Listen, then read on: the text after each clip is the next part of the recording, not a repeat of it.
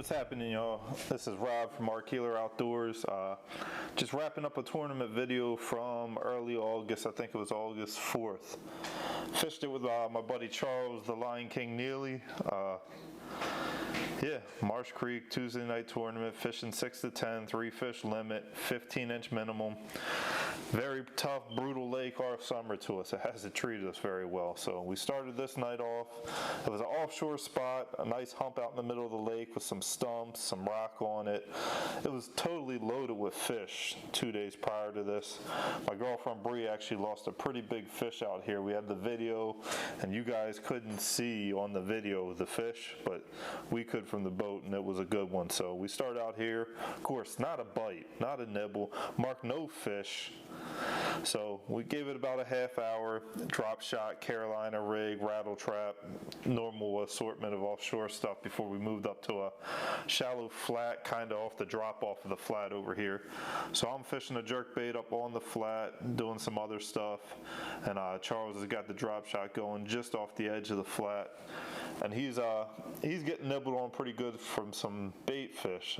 We assume some kind of panfish, which isn't a bad thing, and he actually ends up catching one right here if I remember correctly. Let's see, I'm pretty sure he does.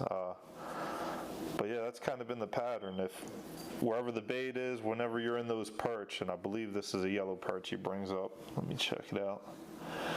Yep, yellow perch. So the pattern with the drop shot for us has been whenever you're in the perch or in the panfish, you kind of just wait it out and stay in that area, because eventually the bigger fish should move up and eat. And that's worked pretty well. I won't say we've actually killed it this year, because we haven't. It's just been brutal all year long. But we work across the flat, and that ended up being the only fish we picked up, and no bass. And once we moved off that little drop-off spot, not many nibbles on the drop shot even, so the bait wasn't even up there. So we moved back into the pocket, back into the grass, and I'm ripping a chatterbait around a little bit, I think. Charles is still in that drop shot, doing some other stuff. He's cranking a chatterbait too at this point, and I'm on the drop shot. So we kind of keep switching back and forth, and we finally work our way up to this main lake point straight ahead of us here.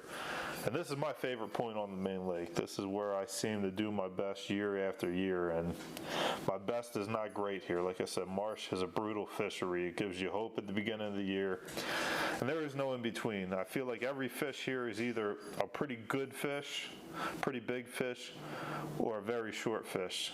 I don't feel like I get the in-betweens very much. So up on the point, and we both got the drop shot. We kind of locked it in. We're waiting for the storm to come.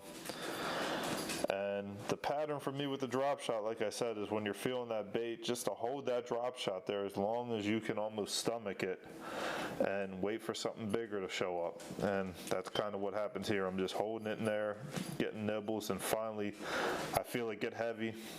I pull back, and I wasn't sure about the size of this fish the whole way in. Even at this point, I don't know. I know it's a real fish. I don't know if it's a keeper. I'm not saying it's big. And then it starts digging at one point right before we get in the net, and that's when I knew it was not a bad fish. So you'll see it when it comes up here.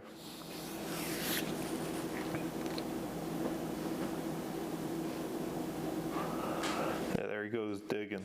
That's when I kind of realized that he's better than average. So he's not huge, but he's a solid fish. I throw him on the board. I want to say he went about 15 and a half, maybe 15 3/4. I know he didn't reach 16, but he is definitely a keeper. So we're an hour and a half in, storm's on its way in. That's why we got the camera all covered up the way it is, and that's why you have no audio, because we knew the storm was coming. I didn't want to have to mess with the camera once we started fishing. So one in, and he's probably around a 2-pounder. Well, I'll tell you, he is a 2-pounder because we weighed him in. I know he was 2 pounds on the nose, and we don't know how anyone else is doing. Ant and Rob's out there, and we know they're not doing well, but we don't know how anyone else in the tournament's doing.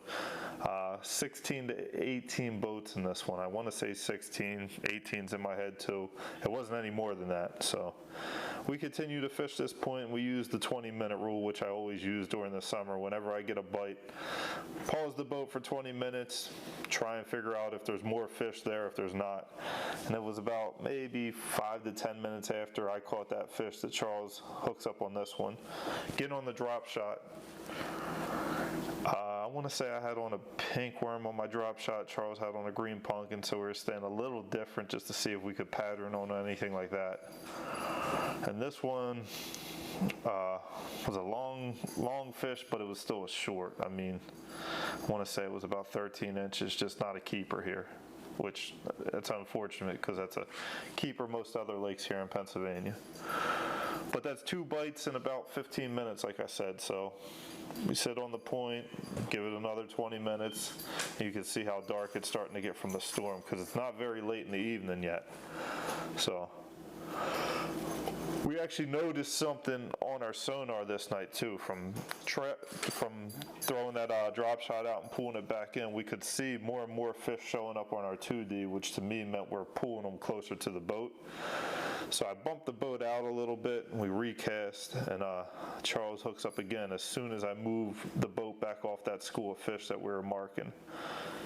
And again, this is another short, but it's a pretty solid fish for Marsh Creek as far as shorts go. And you can see he caught it right where the boat was just sitting a few minutes ago, so we had definitely pulled him in. But yeah, that one's not going to do it for us. And like I said, I wanted to get Charles on here, but schedules didn't line up.